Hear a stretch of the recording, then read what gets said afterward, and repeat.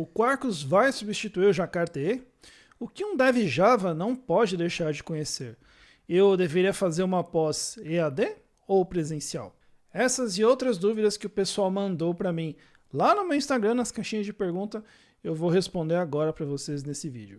Meu nome é Helder Moraes e meu objetivo aqui é ajudar você, desenvolvedor Java focado em back-end, a construir o perfil profissional que o mercado mais valoriza. Se esse é o tipo de assunto que te interessa, não esqueça de curtir e compartilhar esse vídeo com os amigos, além de se inscrever aqui no canal.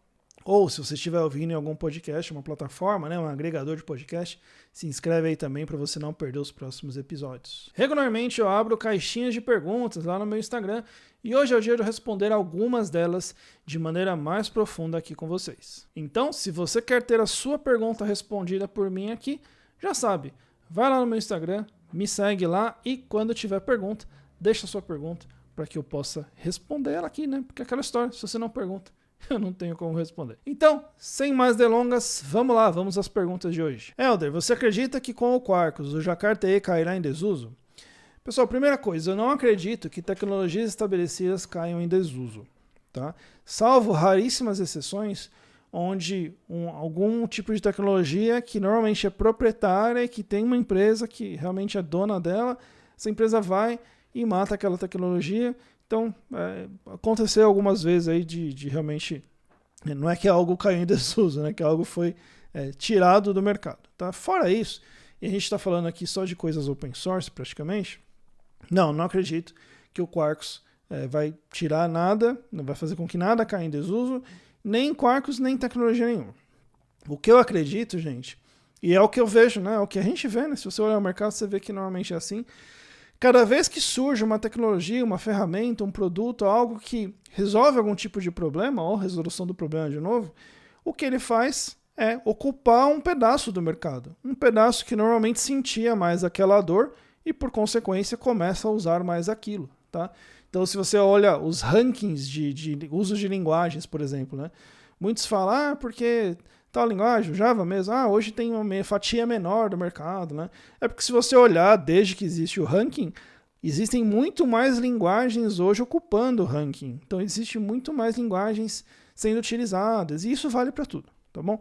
Então, não acredito que nem Quarkus, que nem Spring Boot, que nem nada vai fazer com que o Jakarta-E caia em desuso.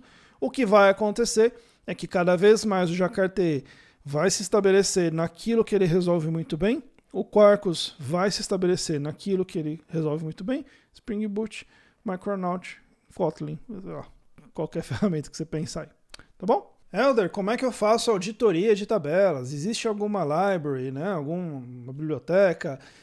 Ou seria melhor usar triggers no banco de dados?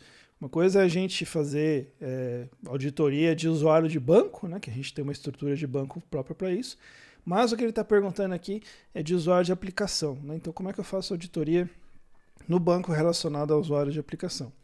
E galera, isso aqui a gente está falando é uma auditoria que ela é muito de negócio. Tá? Então, assim, quando você faz uma auditoria do banco direto, bota um monte de trigger, se tiver delete faz trigger, se tiver update faz trigger, se tiver insert faz trigger, aí você pega o usuário do banco, não sei o quê. Isso é muito uma auditoria restrita ao banco. Quando a gente está falando de usuário de aplicação, é algo do domínio da nossa aplicação, então tem muito mais a ver com regras de negócio. Então é o seguinte, eu tenho duas sugestões aqui para você. Primeira, no JPA, você tem algumas anotações que vão te ajudar com isso. Tem a pre-persist, a pre-update e a pre-remove, tá bom? Então olha essas três anotações, que elas são bem para esse caso mesmo, e você consegue ter mais controle, porque você está na camada realmente onde você tem o usuário de aplicação. E um outro framework que eu acho ele até mais interessante nesse caso, porque ele tem mais configuração, ele é um pouco mais parrudo, e ele faz esse tipo de auditoria em banco mesmo, Então, enfim, você pode olhar lá e ver com mais detalhes. É um projeto do Hibernate chamado Hibernate Inverse. Hibernate Inverse. Inverse é E-N-V-E-R-S, tá bom? Olha lá, Hibernate Inverse. Ele pode ser provavelmente um cara bem legal para você. Mas tem o JPA também que você pode fazer direto no código. Beleza? Helder, por onde eu começo no Jakarta-E? Eu quero muito conhecer e dominar o EE. Aí eu vou repetir aquele meu mantra de sempre. Comece pelo problema, gente. tudo que você quer aprender, tudo que você quer fazer, tudo que você quer crescer, investir tempo, investir dinheiro, você começa com que problema que eu vou resolver, tá bom? Então é o seguinte, que problema que você quer resolver com o Jakarta? Eu quero fazer um sistema onde o usuário ele vai acessar um endpoint e aí ele vai fazer uma transação, que essa transação vai enviar uma mensagem para uma fila e essa mensagem da fila vai, sei lá, vai mandar um e-mail para alguém. Beleza, você precisa saber JMS, você precisa saber JAX-RS, você precisa saber serviço de e-mail, qualquer biblioteca de e-mail que você queira usar com Java. Pronto, você delimitou. Tá bom? Então é o seguinte, você começa pelo problema. A partir do problema, você descobre o que tem nessa ferramenta que você quer usar que resolve esse problema e vai a fundo nisso, tá bom? Gente, o framework de começar pelo problema, ele é infalível. Ele é infalível, ele sempre vai te direcionar para onde você tem que ir. Beleza? Helder, o que um programador Java não pode deixar de conhecer? Olha só, gente, existem 3 coisas que são essenciais para qualquer programador Java, do mais iniciante até o mais avançado, e o interessante é que tem muito usuário avançado que muitas vezes capenga, dá uma derrapada em algum desses 3 itens. Tá bom? São 3 coisas. Primeira delas, orientação a objetos aplicada. O que eu chamo de orientação a objetos aplicada? Não é só você saber orientação a objetos, você saber os conceitos de todos os itens da orientação a objetos. Não. É você saber usar a orientação de objetos no código, codando ali, fazendo. Aqui eu vou fazer uma interface, aqui eu vou usar uma herança, aqui eu vou fazer um overloading, aqui eu vou fazer, enfim, vou fazer tudo o que eu quero fazer, tá bom? Usando orientação a objetos no código. O segundo item, muito parecido com esse, é as estruturas de dados também aplicada. Porque, gente, é muito comum a gente pega, né, o desenvolvedor está lá fazendo um negócio, eu vou lá e faço uma lista. Não, eu faço uma lista ou um map, eu faço um map ou um set, eu faço um hash, eu faço, enfim. Saber as estruturas de dados é algo muito importante. Inclusive, sugestão para vocês, aqui no meu canal tem uma entrevista com o Rodrigo Graciano, né, que é o mais recente Java Champion brasileiro, pelo menos no momento que estou fazendo aqui esse vídeo.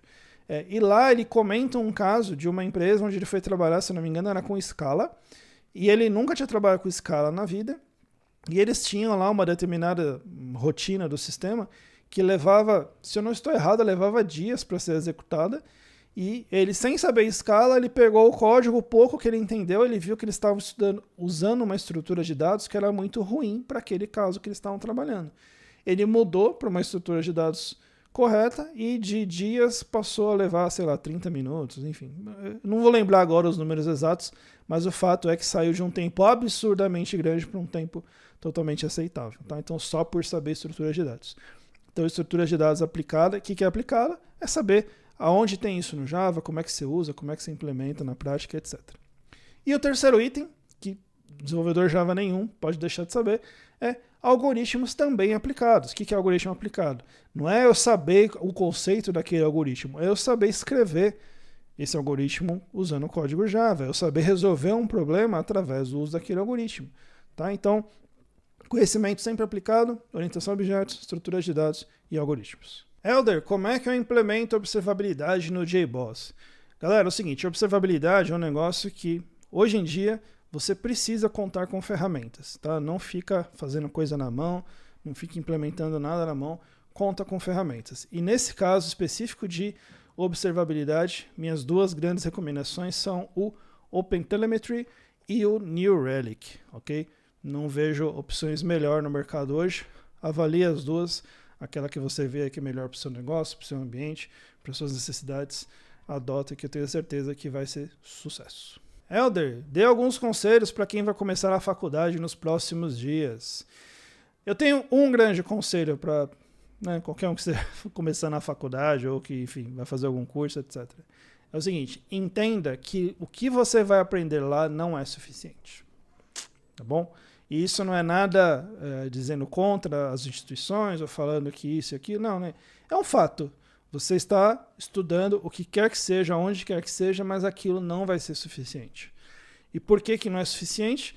Porque é impossível qualquer tipo de instituição, qualquer tipo de conteúdo, abordar tudo aquilo que você precisa. Não existe nada como o campo de batalha, não existe nada como o dia a dia, escrevendo código, errando, quebrando build, quebrando a produção, resolvendo, trazendo a produção de volta. Não existe nada como isso, tá bom? Então, vai fundo, a dica de sempre, né? Tudo que você aprender, implementa, gera código, cada conceito novo, cada coisa nova que você aprender, gera código com aquilo, gera coisas que sejam possíveis de usar e que sejam necessárias serem construídas para que aquele conhecimento realmente faça parte de você. E boa sorte aí no seu curso. Helder, já sou formado e trabalho como dev. Estou em dúvida em uma pós. Eu devo fazer EAD ou devo fazer presencial? Pessoal, essa é uma pergunta que a resposta depende muito do que você quer dessa pós, ok? Então é o seguinte, você quer a pós só pelo diploma? Se você quer a pós só pelo diploma, a minha recomendação é nem faça, tá bom? Não faz nada só para constar num currículo. Não gasta seu tempo e seu dinheiro em algo que você só quer que apareça mais uma linha no seu currículo. Não faça isso com nada, gente. Não é só com pós, não é só com faculdade, não é só com curso de internet, com nada. Não faça nada, não queime o seu rico dinheirinho suado que você trabalhou para ganhar e também o seu tempo, que é ainda mais valioso, com algo que você só quer fazer constar, tá bom? Porque isso na prática vai te render muito pouco. Agora, se você... Aí sobram duas alternativas aqui. Não, eu quero fazer porque eu quero aprender. Eu estou interessado no conteúdo, eu vou aplicar o conteúdo, eu já vi lá como é que é a ementa, é algo que me interessa e vai ser útil para mim e eu quero aprender aquilo. Se você só está interessado no aprendizado, eu acho que você poderia fazer um EAD. Tá, você ganha tempo, você fica em casa, você faz o seu tempo, faz o seu horário, etc. Hoje em dia, provavelmente, eu iria por esse caminho. Agora, o outro ponto que talvez seja ainda mais importante de você considerar, que é, se você quer se conectar com as pessoas que potencialmente vão fazer essa mesma pós, eu sugeriria presencial. E provavelmente essa seria a melhor opção em todas as três aqui. Porque é o seguinte, quando você se conecta com pessoas que estão fazendo um mesmo curso, estão numa mesma comunidade, estão num mesmo programa, alguma coisa, são pessoas que têm um perfil muito semelhante, têm necessidades semelhantes, têm gostos semelhantes, querem coisas muito semelhantes. Então você se conectar com pessoas que são semelhantes a você tem um potencial gigantesco em relação à carreira. Pode ser que você conheça ali o seu próximo colega de trabalho, o seu próximo chefe, ou o seu próximo liderado. Enfim, pode ser que você se conecte com oportunidades, não só com pessoas ali. Tá? Então, define bem o que você quer e boa sorte. Helder, quais são as estruturas de dados que um dev Java deve conhecer em detalhes? Olha só, vou fazer algo melhor do que te dar a resposta. Eu vou te dar o caminho para você encontrar essa resposta, tá bom? Porque é o seguinte, se eu chegar e falar que, olha, estuda essa e essa e essa estrutura, você vai lá na internet, vai pegar material sobre essas estruturas, aí você vai fazer uns códigos, se fizer, né? Ou vai ler a definição, etc. Não, faz algo melhor para você, para o seu dia a dia como profissional. Existem duas grandes APIs, dois grandes projetos relacionados a estruturas de dados dentro do Java e que muitos não se dão conta de que ali é uma grande coleção de estruturas de dados. Primeiro é a API de Collections mesmo que está dentro do Java. Ali dentro da API de Collections você vai ter um monte de estruturas de dados sendo utilizadas. Então vai lá, estuda a API de Collections, entende as estruturas que estão ali, entenda quando você usa uma e quando você usa outra, como que elas funcionam, como que elas são diferentes, qual que é melhor em um caso, qual que é melhor em outro caso. E um outro lugar também é o projeto open source chamado Eclipse Collections, que é um projeto fantástico, inclusive, vários Java Champions estão trabalhando ali naquele projeto. Muito parecido, né, em relação à motivação aqui, que é também dentro dele tem um monte de estruturas de dados, tá bom? Então, ao invés de eu te contar aqui quais estruturas você deve usar, minha lição de casa para você aqui como professor é, vai lá nesses dois projetos, a Page Collections e o Eclipse Collections, e estuda as estruturas de dados que estão ali dentro, tá bom? Helder, eu passei por várias empresas que usam Java, Microservice, Cloud e Spring. Por que o Quarkus ainda é minoria? Olha só, gente, muitos não se dão conta, mas o Quarkus é um negócio extremamente recente, pessoal. Para o mundo de tecnologia, o Quarkus é muito recente. A primeira versão do Quarkus que veio a público foi em 2019. Então o Quarkus é um projeto muito recente. E mesmo sendo tão recente, se a gente olhar o quanto se fala de Quarkus hoje, o quanto se faz com Quarkus hoje, empresas gigantescas, não só no Brasil quanto no mundo, usando Quarkus em produção, então assim, ele teve um boom muito grande desde o seu lançamento, tá bom? Então, se o que você tem visto no mercado, por enquanto, é, né, minoria dos projetos, a maioria ainda usa Spring, é verdade, isso tende a mudar bem rápido, porque já tem mudado nesses últimos anos. Helder, há poucos profissionais de Quarkus no mercado. Seria um bom nicho a explorar? Eu quero um bom salário, olha só, né? Quem não quer um bom salário, né? Pessoal, é o seguinte, toda escassez no mercado, ela tende a ser bem remunerada. Como assim? Tudo que tem pouco profissional no mercado tende a pagar bem, né? Então, por exemplo, algo que não sei quantos se deram conta, mas se você pegar um programador COBOL hoje no mercado, ele ganha muito bem, porque existem poucos programadores COBOL no mercado. No caso do Quarkus, de novo, né, muito parecido com a pergunta que a gente respondeu agora há pouco, por que tem pouca gente ainda no mercado? Porque é recente. Só que a questão é, quando as pessoas começarem a se dar conta de que a migração para o Quarkus ela pode acontecer muitas vezes em horas, que foi o que aconteceu comigo, eu vi que eu conseguia usar Quarkus numa tarde, em coisa de 3, 4 horas, pronto, eu estava usando Quarkus. Porque eu vim do Jakarta, eu já conhecia boa parte das APIs que realmente utilizava, tudo que eu usava antes eu conseguia usar no Quarkus, então minha migração foi imediata. Tá? Então, quando a gente fala assim, tem pouca gente de Quarkus no mercado, talvez porque muita gente ainda não se deu conta de que consegue usar o Quarkus usando aquilo que já sabe. Por exemplo, os desenvolvedores Spring conseguem usar Quarkus. Desenvolvedores Camel conseguem usar Quarkus. Desenvolvedores Jakarta, MicroProfile. Então, tem muita gente que está prontinha para usar Quarkus, mas talvez ainda não saiba ou não tenha tido a necessidade. Tá bom? Mas sim, creio que desenvolvedor Quarkus é algo que já é muito bem valorizado no mercado hoje. Então é isso, galera. Essas foram as respostas de hoje. Se você curtiu esse tipo de vídeo, deixa aqui nos comentários para eu saber se eu faço mais vídeos como esse, respondendo as perguntas de vocês com um pouco mais de profundidade. Beleza? Vou ficar aguardando aí os seus comentários. Então é isso. Um grande abraço, até a próxima e tchau, tchau.